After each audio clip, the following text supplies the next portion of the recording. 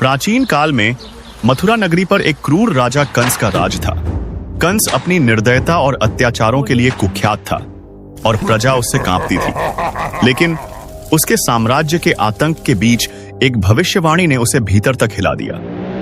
यह भविष्यवाणी उसके जीवन और इस संसार की नियति को बदलने वाली थी। यह भविष्यवाणी उस समय प्रकट हुई जब कंस अपनी प्यारी बहन देवकी का विवाह एक महान यदुवंशी राजकुमार वसुदेव से कर रहा था। विवाह के समय तभी आकाशवाणी हुई जो कहती थी, हे कंस, तेरी बहन देवकी का 8वां पुत्र तेरा संहार करेगा और तेरे अत्याचार का अंत करेगा। इस भविष्यवाणी ने कंस के हर्ष को भय और क्रोध में बदल दिया। वह तुरंत तलवार खींचकर देवकी को मारने के लिए बढ़ा, लेकिन वसुदेव ने उसके पैर पकड़ लिए। वसुदेव ने उसे शांत करने का प्रयास किया और वादा किया कि वे देवकी के हर संतान को स्वयं उसके पास लाकर सौंप देंगे। कंस शक और घृणा से भरा हुआ थोड़ा शांत हुआ और देवकी को मारने का विचार त्याग दिया। कंस ने वसुदेव और देवकी को एक अंधेरे और कठोर काल कोठरी में बंद कर दिया।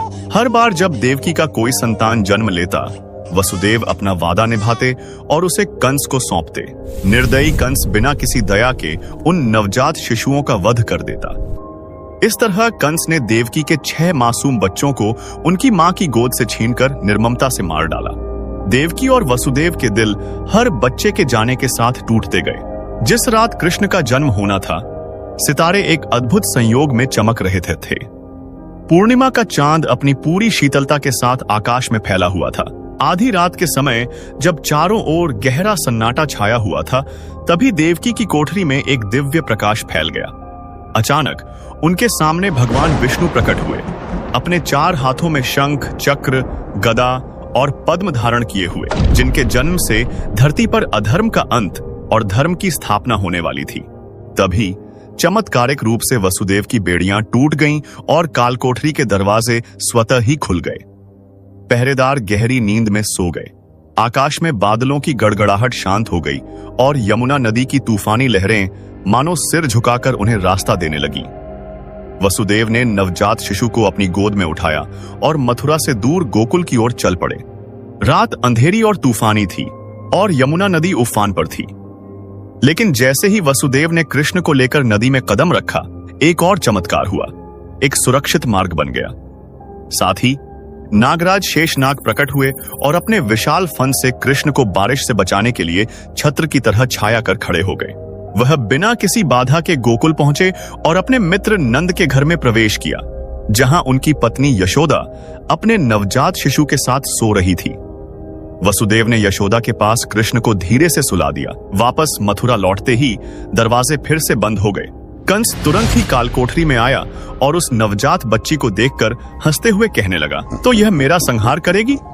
और उसने बच्ची को मारने के लिए ऊपर उठाया। लेकिन जैसे ही कंस ने बच्ची को मारने का प्रयास किया, वह बच्ची अचानक देवी योगमाया के रूप में परिवर्तित हो गई। आकाश में चमकते हुए देवी ने कहा, हे कंस, तुझे मारने वाला बालक अब कहीं और सुरक्षित है। तू चाहे जितना भी प्रयास कर ले। और कंस स्तब्ध और भयभीत खड़ा रह गया। इस प्रकार कृष्ण का जन्म एक चमत्कारी घटना के रूप में संपन्न हुआ। गोकुल, जो इस दिव्य बालक के महत्व से अनभिज्ञ था, जल्द ही उसके अद्भुत चमत्कारों का साक्षी बनने वाला था, जो उनके जीवन और इस संसार की नियति को हमेशा के लिए बदलने वाला था। धन्यवाद दोस्तों, इस अद्भुत यात्रा में हमारे साथ जुड़ने के लिए।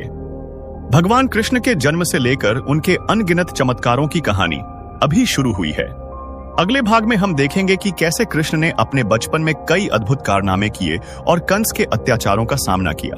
तो तैयार रहिए अगले रोमांचक भाग के लिए।